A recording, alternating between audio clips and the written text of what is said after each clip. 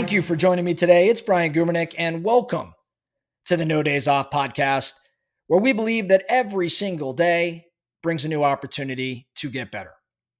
As I mentioned just the other day on an episode, I have gone deep into the Harvard Business Review online, reading articles online, in the magazine, and I still get it every other month when it comes. I just love the magazine, and there's a lot of great topics. Whether you're running a large corporation or you're running a sales team, there's a lot of applicable guidance in there. And one particular topic that caught my eye was this idea or this support or research around the hands-on leader. See, there's this myth of the big picture leader.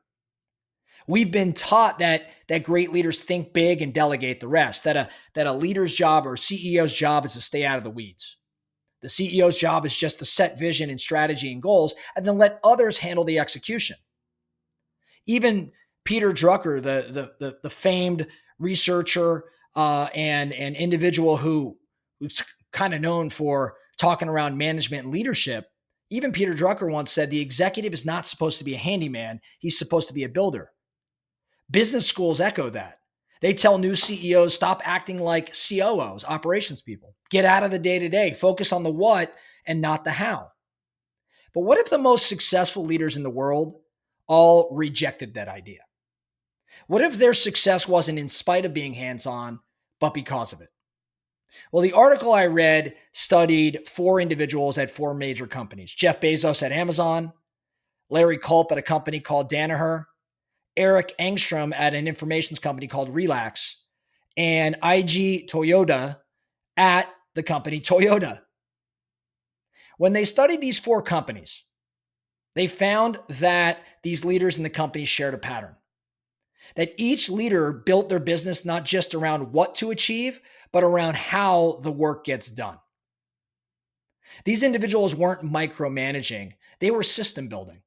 They weren't inserting themselves into every decision.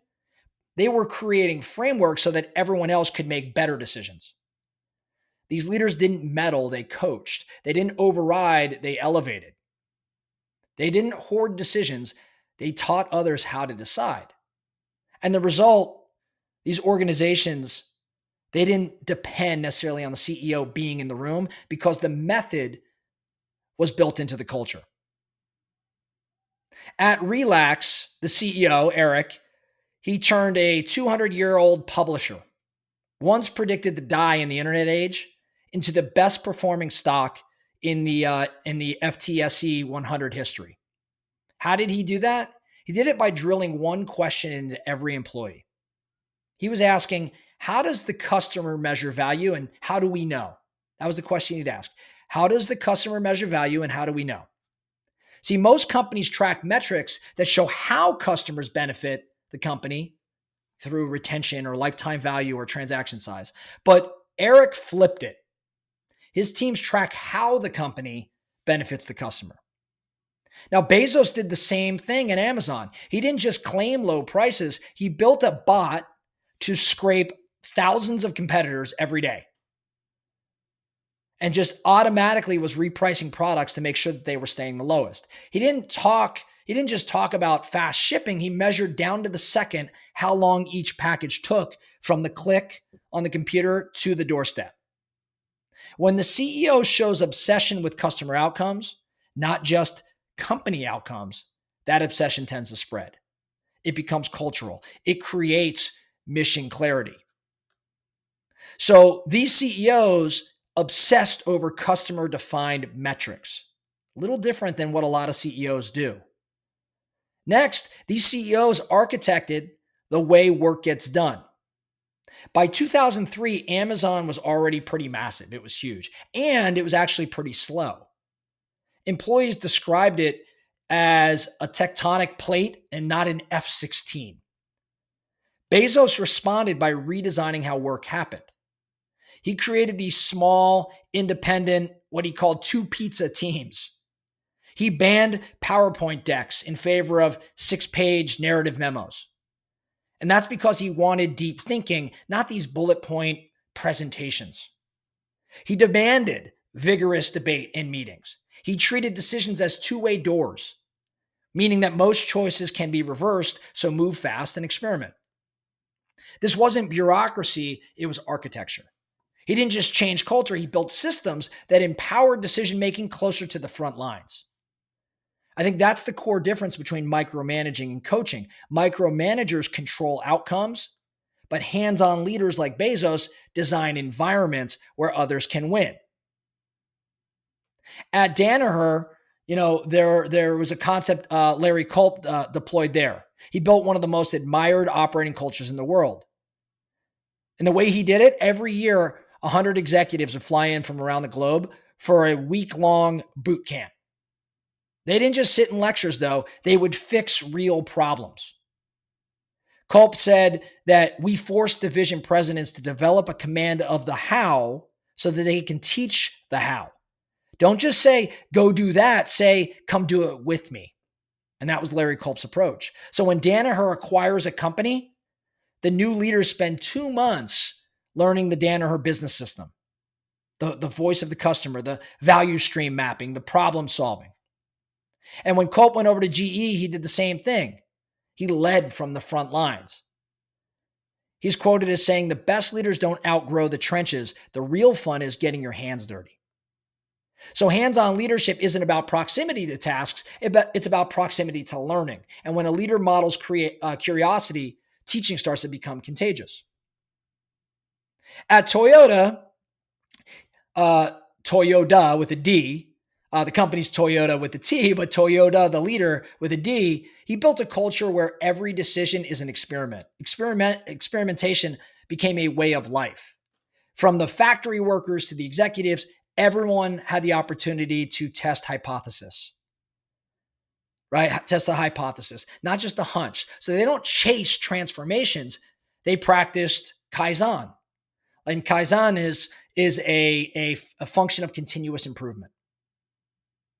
And they would also have this practice of self-reflection. So when the CEO, Toyota, wanted to know if the company, Toyota, could succeed manufacturing in the US, he didn't just write a white paper on it. He ran an experiment. He reopened a shuttered GM plant that was in California. And guess what? It worked. And that's actually how Toyota Kentucky was born. At Toyota, even CEOs test their ideas.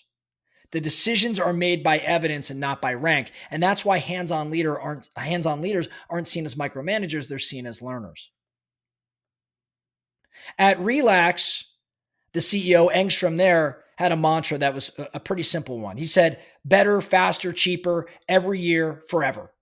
Better, faster, cheaper, every year, forever.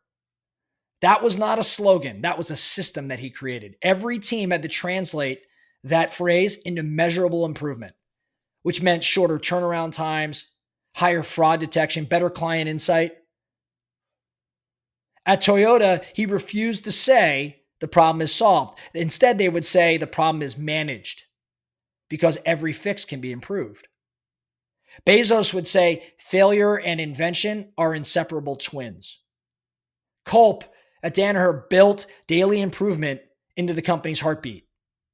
Cadences like review cadences, leadership rotations, more of these boot camps I was describing earlier. These leaders, they don't do transformation. What they do is they avoid the need for transformation by never letting the system go stale. In order for that to happen, they had to be hands-on. Now, most leaders struggle copying this because there's this paradox. These systems aren't secret. Toyota opens its factories to the public. Bezos publishes his playbook in his shareholder letters. Culp even teaches his method at Harvard. And yet, few companies ever replicate their success. Why is this? Well, I think it's because there isn't a toolkit. It's actually an identity shift. Most leaders, here's the crux of what we're talking about here today. Most leaders were trained to stay above the fray. Again, cast vision, set strategy, set goals. They were trained to stay above the fray.